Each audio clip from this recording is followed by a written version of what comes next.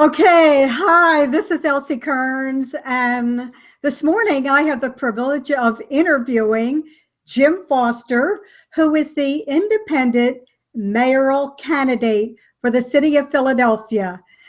And Jim and I go back many years. We've known each other a long time.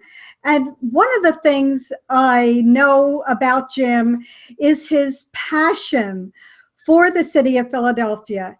He is the publisher for the newspaper, The Independent Voice, since 2009. And Jim's background from LaSalle College is actually in pre-law.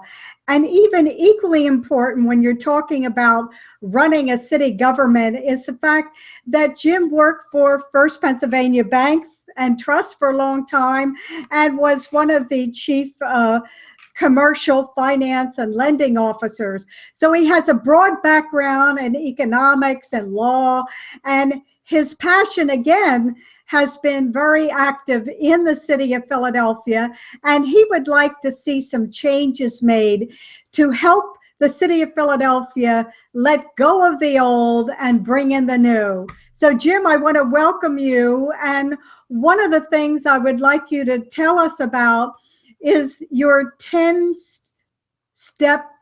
platform. You have outlined, more than any of the other candidates, a 10-step platform that you would implement. And by the way, I want to also say that Jim actually got more votes, signatures rather, for the ballot to sign up to be an independent candidate than any of the other candidates that are out there. So I think that deserves recognition. Jim, let me take it over. Let me have you speak about this 10-step platform. How can we revise Philadelphia, revive it, actually? Thank you, Elsie, for that great introduction. And this is an opportunity for me to address, whoever will ultimately be the recipient of this interview and make them aware of my focus on changing a city that seriously needs changing. I'll be the first to admit this was a somewhat of a last-minute decision to run, and it was brought about by the fact that two very well-recognized individuals who had a political history here, both had claimed they were going to run for mayor as independents. They changed their party registration. It was public knowledge. And that was Sam Katz and Bill Green, both of whom are very well-known names in the Philadelphia political system. Unfortunately, both of them at the 11th hour changed their minds, said they weren't running against the primary candidate, which is Jim Kenney from the Democratic Party. So it was going to be a coronation without representation, as far as I'm concerned. The people aren't really represented in this city any longer when the majority party winds up getting someone on the ballot with the votes of 12% of the city, and that's all that Mr. Kenney had. 27% turnout split among a couple candidates, and your next mayor is automatic because unfortunately the other majority party, and I use the term loosely, the Republicans have become so ineffective here that they don't mount much of a challenge.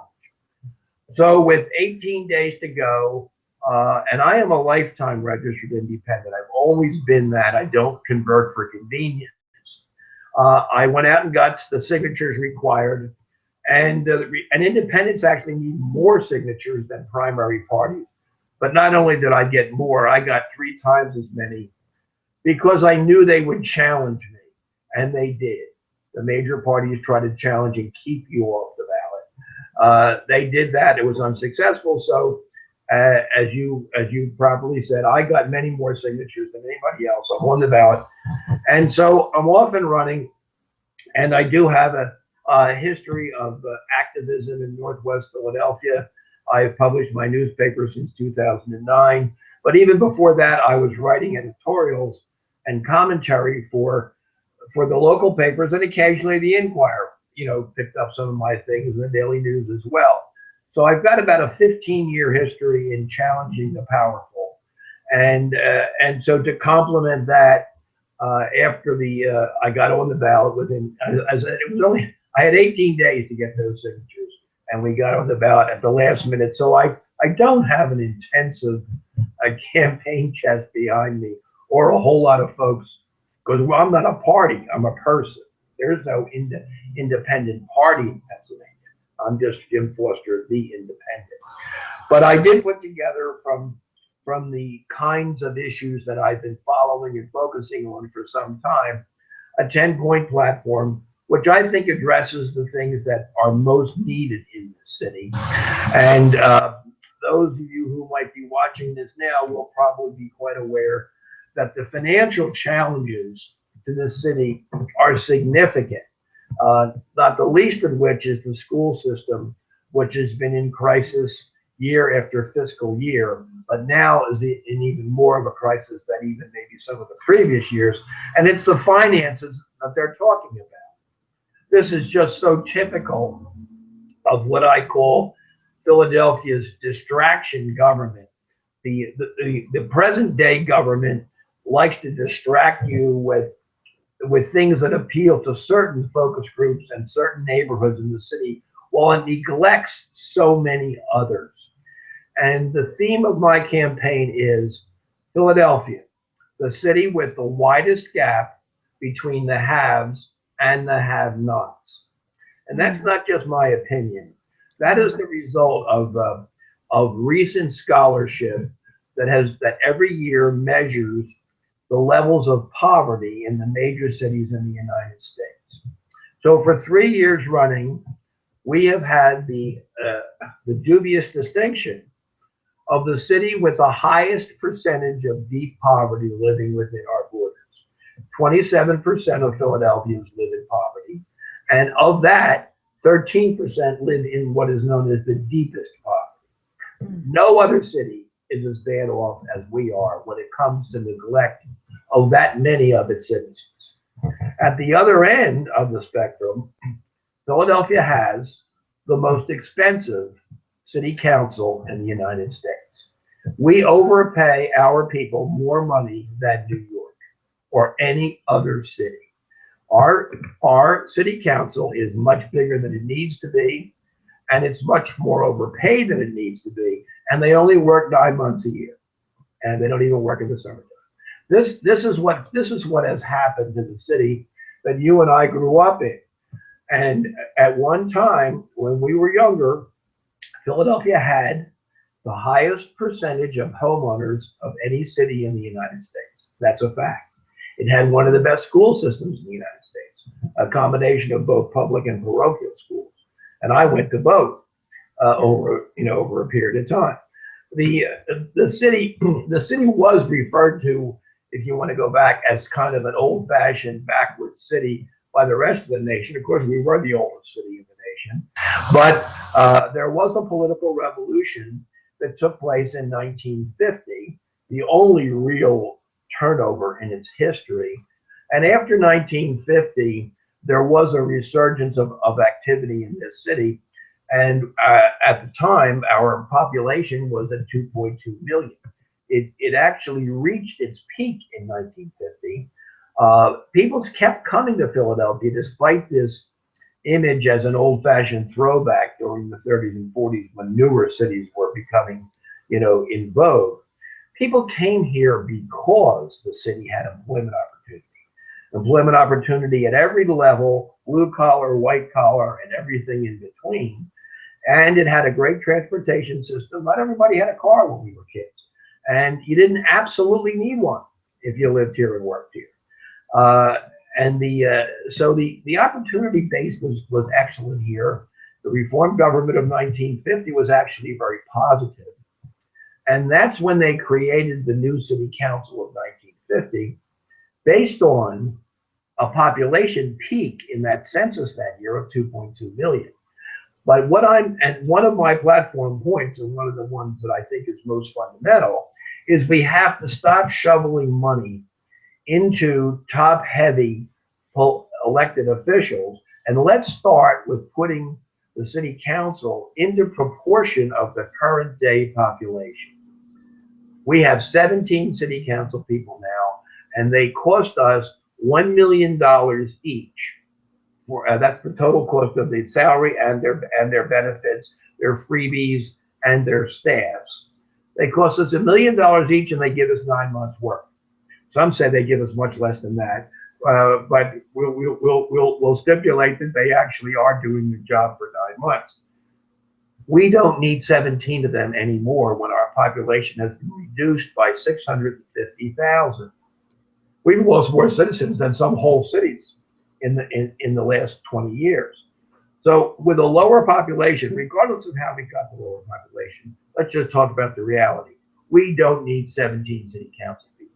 We can set an example that we're doing the right thing from the top by having a charter change take place and reducing our council to 10. And we also have had major population shifts within the city.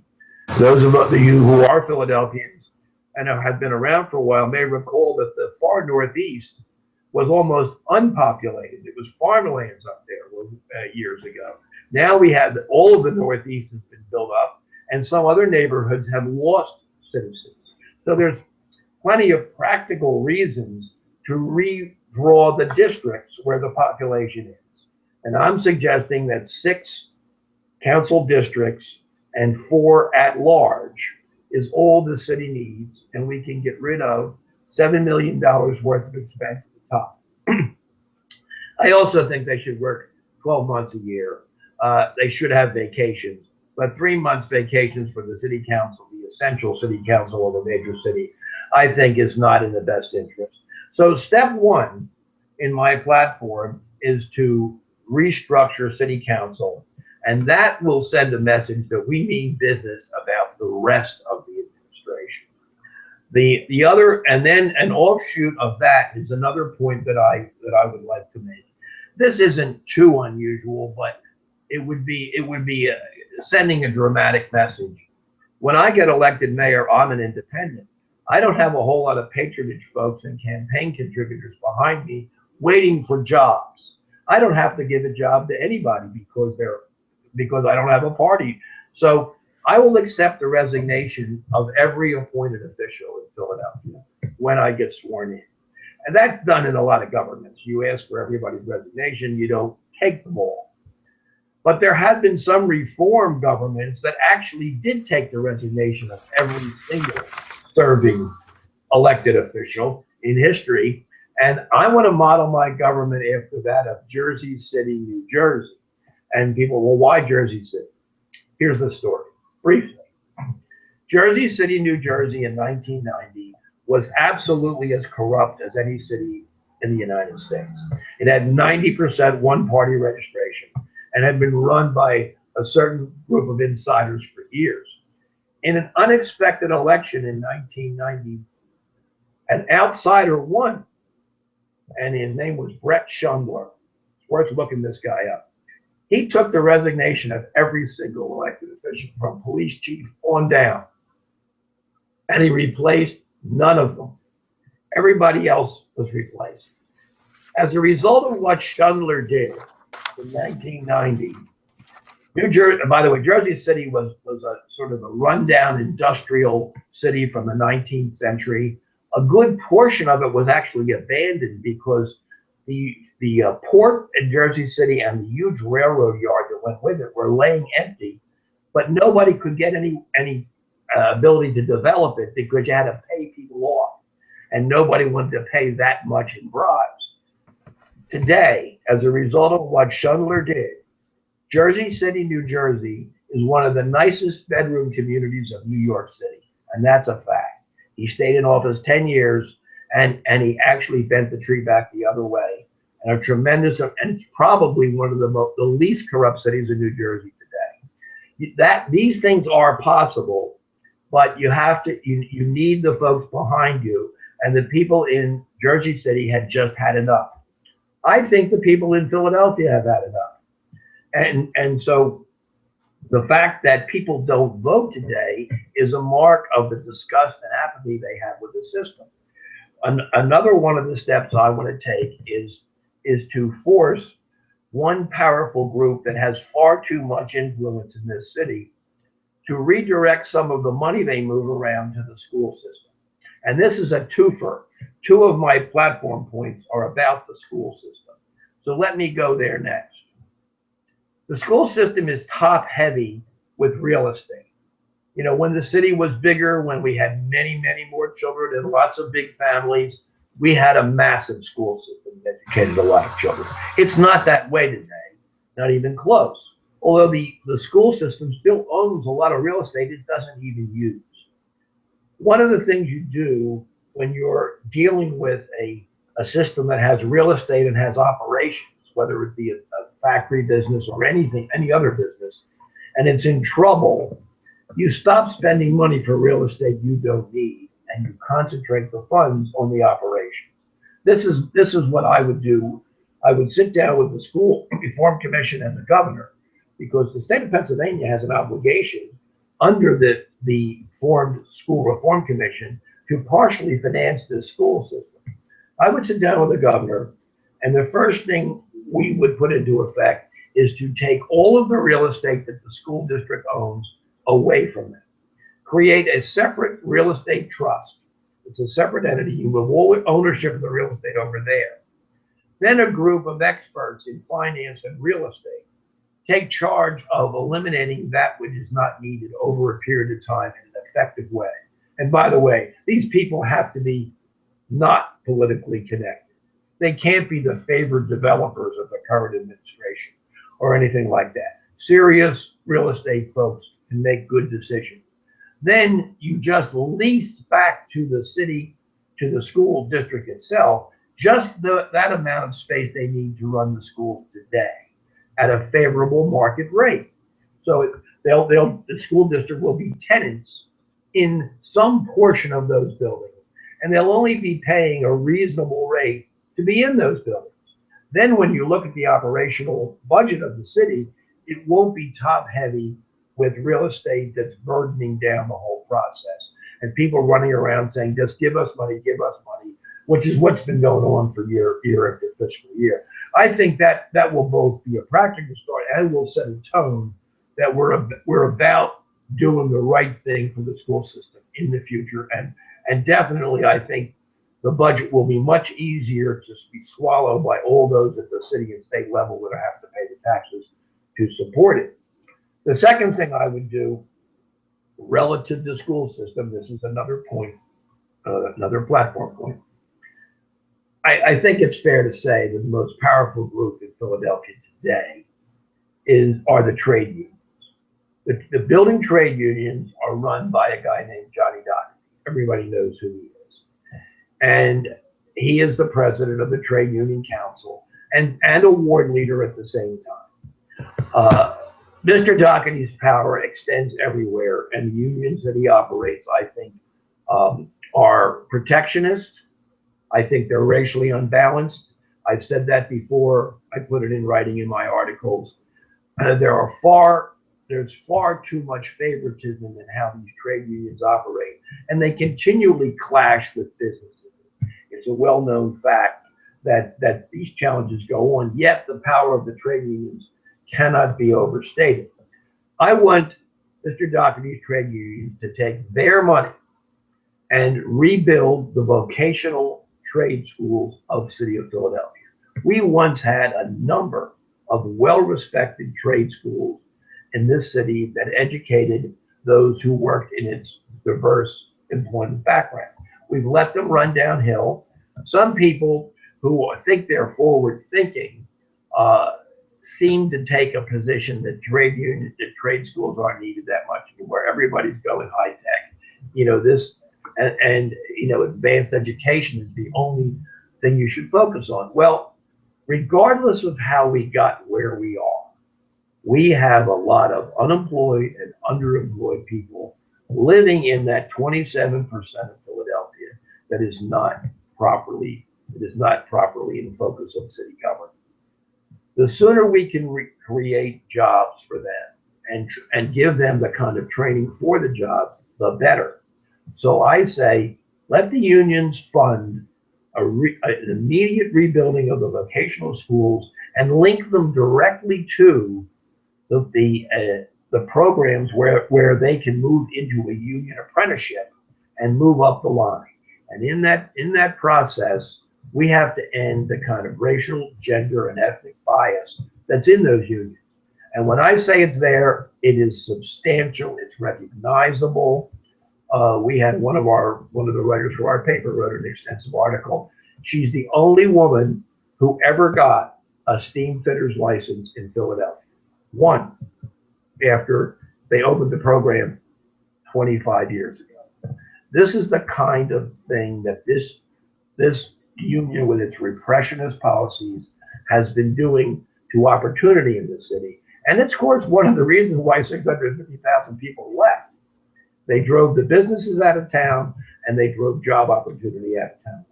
It's time to put that back where it needs to be. It's not that hard to do, and it's a lot quicker result than some forecast for an advanced educational system that might take 8 to 10 years to have a payday. This can have a payday in a couple of years.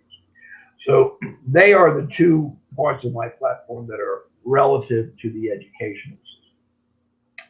There's another problem in this city, and some people are going to disagree with me on this, but City of Philadelphia once had a requirement that if you worked for the city in any department, or let's say a department or a whole segment that was paid for by taxpayers' money, you had to live within the city's borders. Mm-hmm. And that was put in place by the Republicans when they controlled the city for 70 years, a long time ago. It wasn't a bad idea.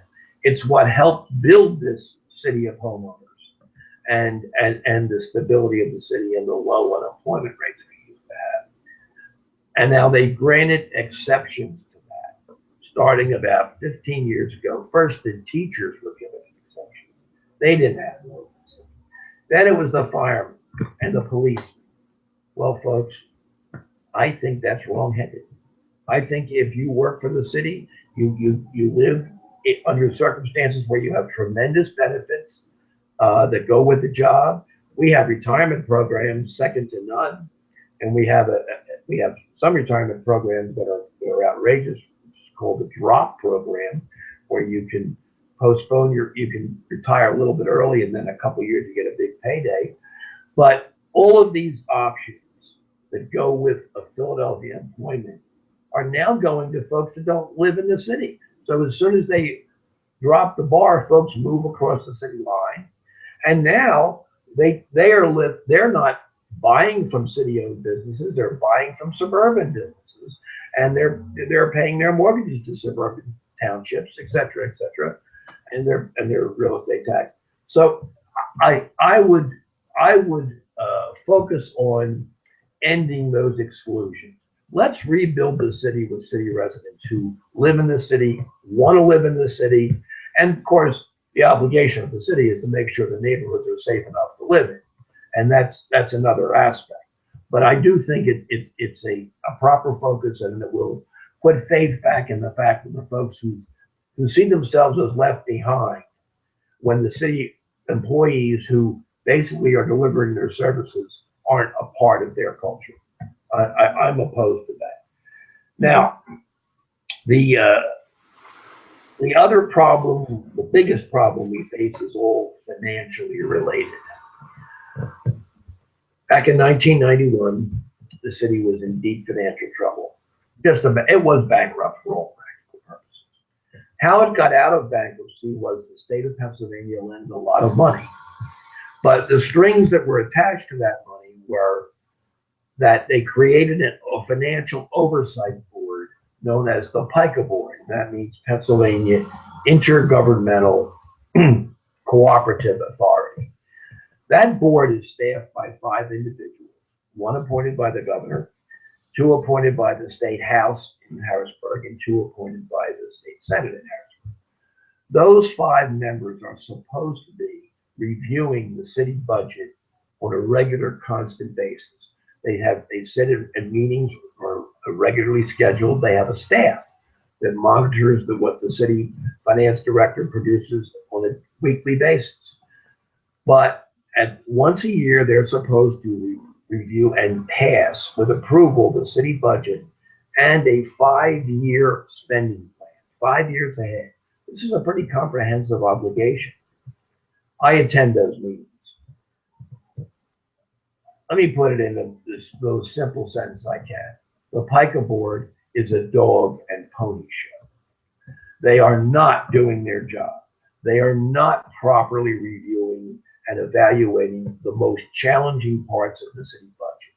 They are not responsible for taking a good hard look at why we don't collect real estate taxes that are owed. We have $500 million in uncollected real estate taxes, and yet we can't pay for libraries. We've closed down a whole bunch of libraries. Some of them don't even open on Saturday. Can you imagine that?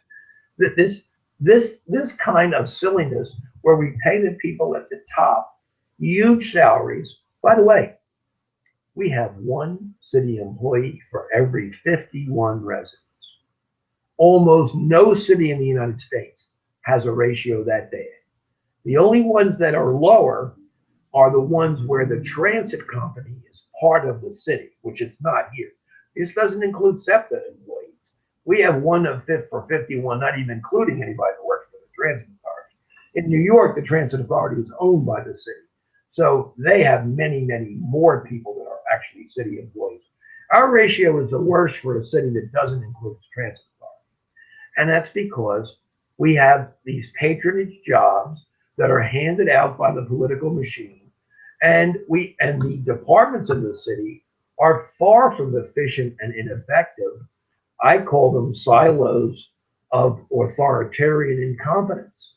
And folks who have to deal with them, to paying their taxes or getting licenses and permits and things of this sort, have levels of frustration that show up regularly in complaints to the system. Our current mayor does nothing about it. Mayor Nutter is a patronage king. He created jobs that never existed, duplicate jobs. He calls them czars, and they talk about that they are effective in modernizing the city. I don't have anything against bike paths or tree planting or any of those things that serve specific interest in the city.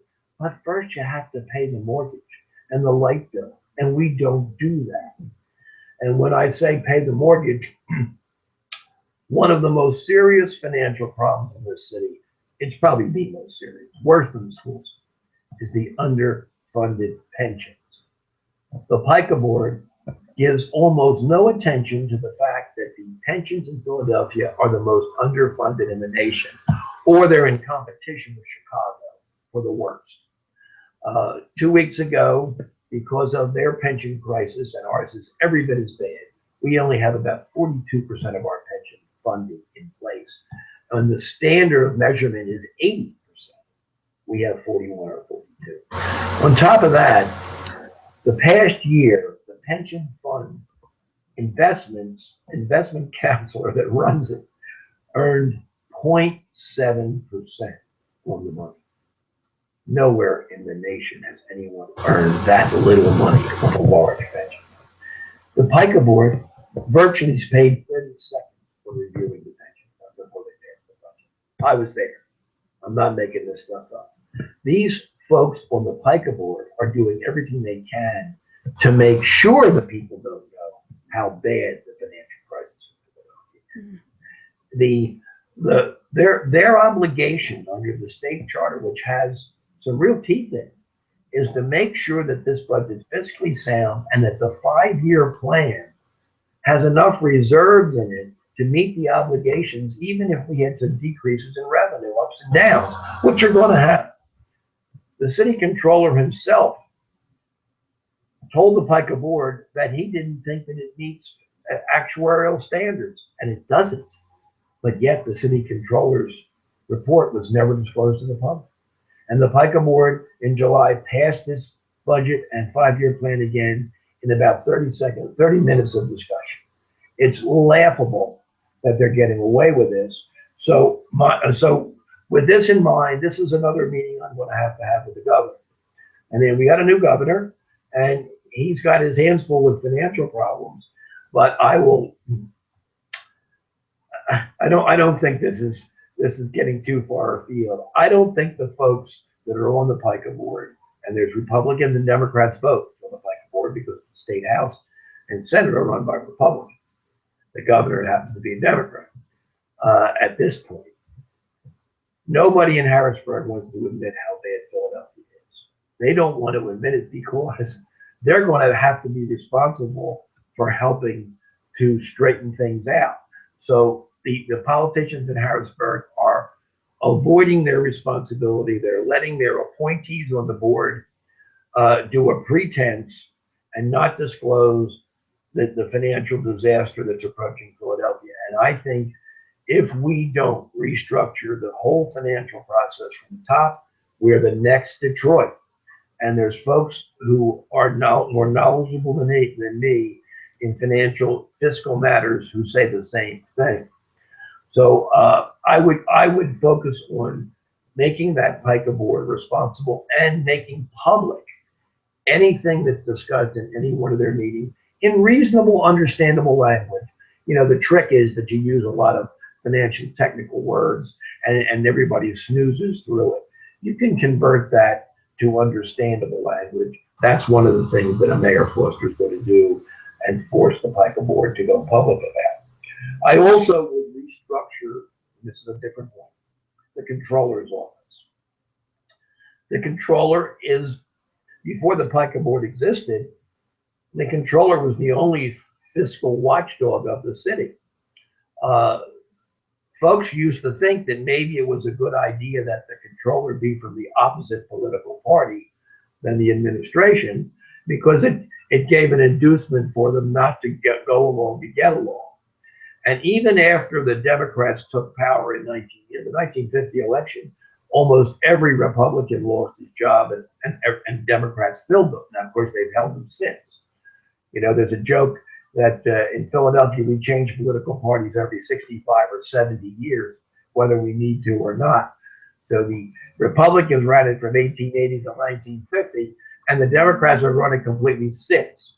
But for the first 10 years of the Democrat power base from 1950, we had a Republican controller. Even the powerful Democrats didn't challenge that too heavily.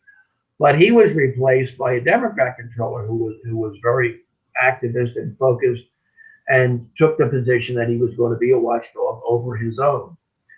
Unfortunately, our present controller, who is capable, but I think takes a low-profile position on some of these challenges, doesn't even circulate the more aggressive investigations he does, because he himself wanted to be mayor. He thought he was in the run for mayor. They promised him he would eventually get a shot at it. These are my opinions, but he hasn't. So he's not going to tell a story of how bad the city is if he thinks that his reference is going to be that he's been controller for 7 or 8 or 10 years. So we've got a problem with a machine that covers each other's tracks and has been doing so, you know, for extended periods of time. Now, I've hit a number of the platform points, and I'm going to continue to do so as long as I still have some time to do so, you know, to do it. But the part of the city that is discussed but never properly discussed is land reform. Philadelphia owns more land and buildings as a percentage of the total land in the city than any other city in the nation. We own more land than New York City. And that's because for the past 25 or 30 years, the city has been taking land back under various arrangements, a lot of them when taxes don't get paid.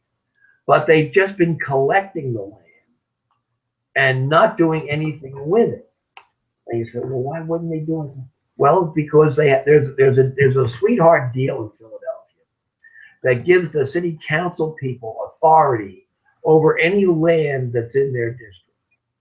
So the city takes land back.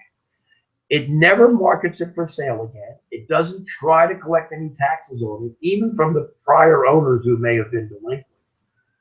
And it just sits there until a deal comes along where they can give it away to a campaign contributor developer who gives them money. This is a standing tactic. I've reported it in my newspaper extensively.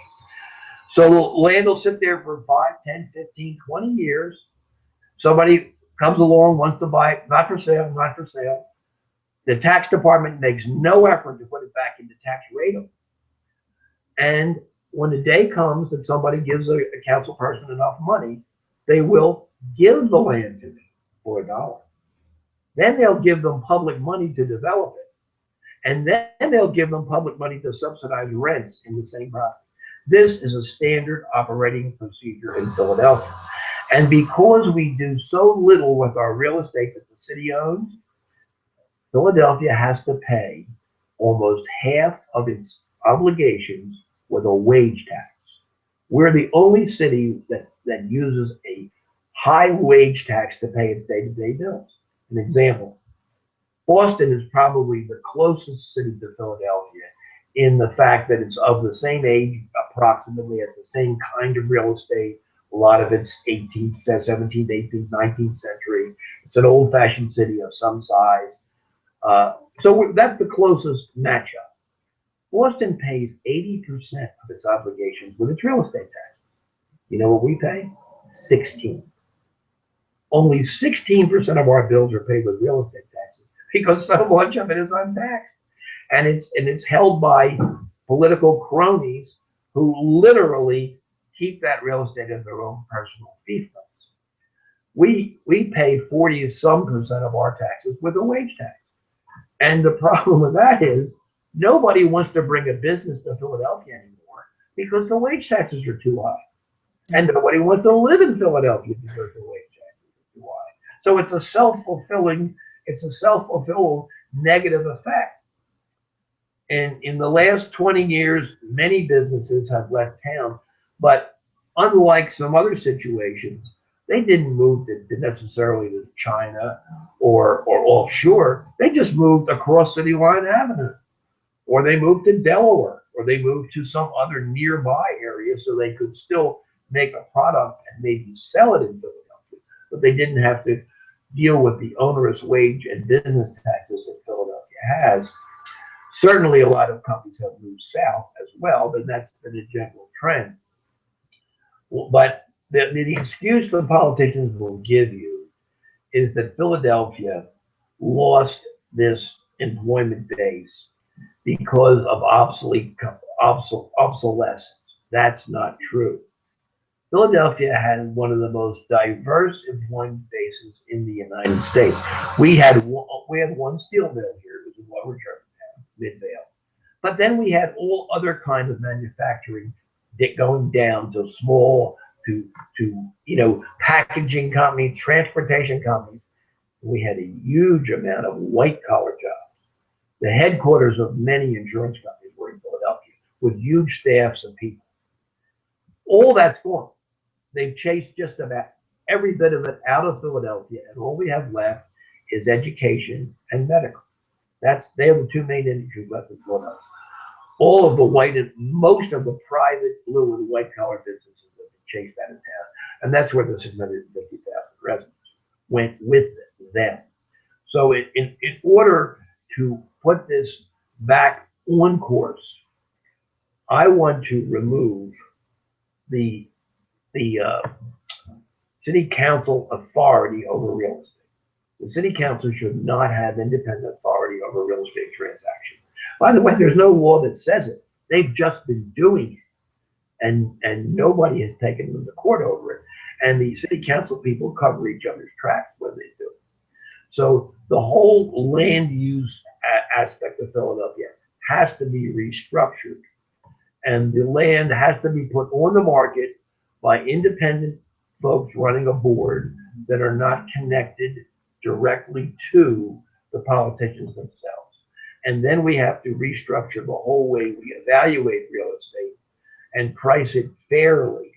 We had a revision in the real estate taxes just a couple of years ago called AVI. I call that a helicopter reevaluation. They basically took the square footage of the land and the square footage of the building without ever looking at the building or knowing what's in it, and they reevaluated it. That was a very unbalanced and unfair way of doing it. It's time to restart this city with a fair land use policy, long overdue. And there's plenty of ways of doing that, the right way.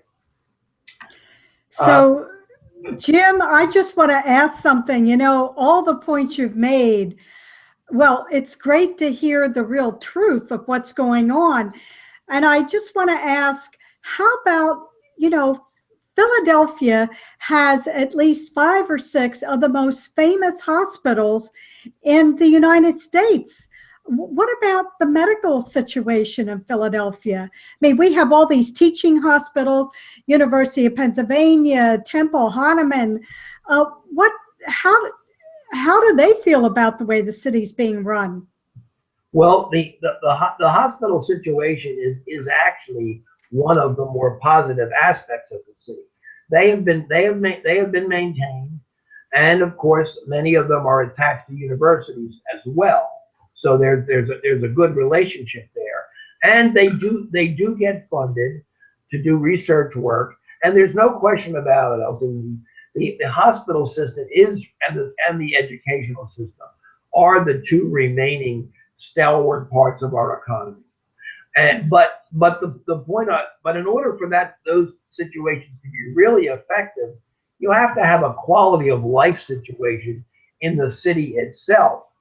I would and that goes to the quality of life within the neighborhoods. We have this separation of quality of life in the neighborhoods.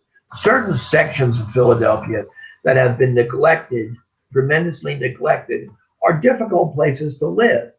And then we have police problems in those neighborhoods because there's challenges to the quality of life. And then the neighborhood gets a reputation. Well, you wouldn't want to live there, but then you would live over here. This is this segmented city that I'm talking about.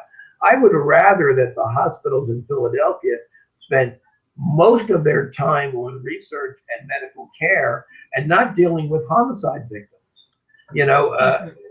Certainly people's lives do get saved in Philadelphia and extended because of the opportunities that the medical industry offers. And there's plenty of shall we say research hospitals that offer these clinical trials and these opportunities for people that others don't have. And I have personal experience with that. My wife probably lived more years with her cancer because of being in Philadelphia than she would have elsewhere. And that was because of the opportunities in the cancer care hospitals and things of that sort.